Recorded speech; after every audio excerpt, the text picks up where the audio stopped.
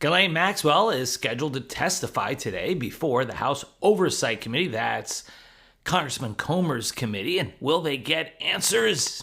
Not a chance. Let's discuss. I'm Dave Aronberg, former state attorney for Palm Beach County, a.k.a. the Florida Lawman here on Substack. Let's talk about Ghislaine Maxwell's non-testimony. First off, it's going to be from behind the prison walls. She'll do it remotely. She's in prison, remember, even though it's a minimum security prison where she's not supposed to be as a sex offender, as a convicted sex trafficker. But she was sent there after her interview with the number 2 person of the Department of Justice, Todd Blanche. So now she gets to go to this minimum security facility where she gets extra toilet paper and puppies. And she is going to take the Fifth Amendment. She said so. She wants to take it at the beginning to say, I will provide the fifth as my answer to every question, so let's move beyond the questions. Well, not sure she can do that because generally it's not up to the witness who dictates the terms.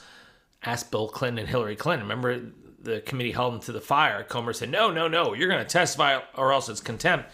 Well, we'll see if Comer accepts Ghislaine Maxwell just saying fifth, and now I go home. Because the reason why she wants to take the fifth in advance and not in response to every specific question is that she and President Trump and his allies do not want the embarrassing specter of being asked, for example, Ghislaine Maxwell being asked, well, did President Trump ever commit any crimes with Jeffrey Epstein? And for her to answer, upon advice of counsel, I take the fifth.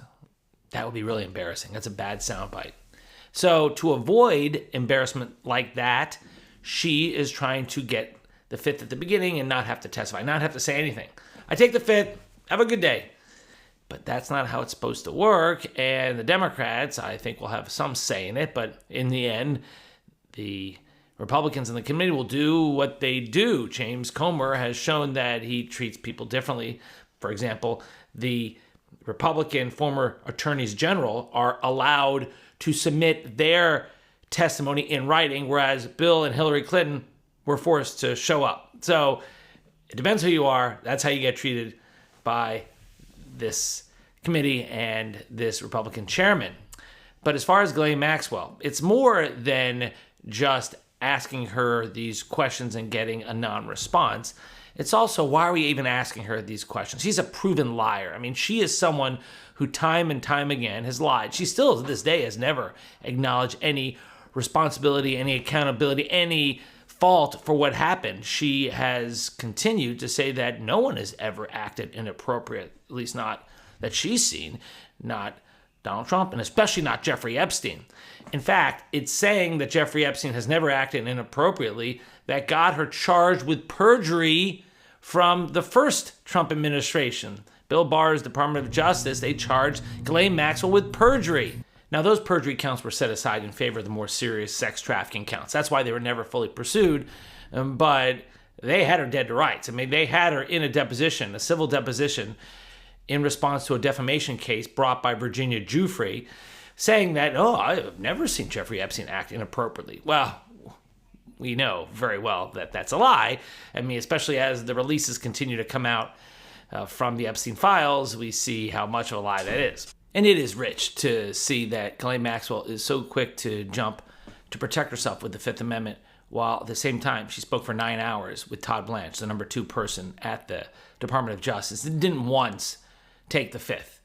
She can take the fifth because even though her direct appeals have expired, the Supreme Court rejected her direct appeals, she is still seeking relief from the courts on her habeas appeal. So she's still trying to get the court to overturn her conviction to set her free, but it's not going to happen. So she can take the fifth. It's just, to me, hypocrisy when she is there saying, I can't testify, it would incriminate myself. And yet for 9 hours with the number 2 person at the Department of Justice, she spoke without once taking the fifth.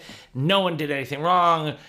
Trump was a perfect gentleman. Epstein, she wasn't asked too many specific questions about Epstein. That's the problem with the interview. She wasn't asked questions that could really delve into what she knew and to call out those co-conspirators whose names are still being shrouded in secrecy in the Epstein files. So you're not going to get anything from Ghislaine Maxwell. She's a proven liar.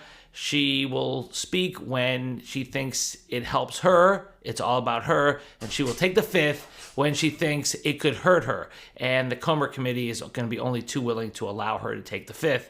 And not only take the fifth, but take the fifth in advance, the blanket fifth at the beginning. Watch what happens. Let's hope that the truth eventually comes out and that she serves her time in prison as she was sentenced to, that there's no late pardon or commutation of her sentence by Trump on his way out of office. We'll keep following it here on Substack. I'm Dave Ehrenberg, a.k.a. the Florida Lawman. If you like this video, please like, share with a friend, leave a comment below. Thank you for your support, and I'll see you next time.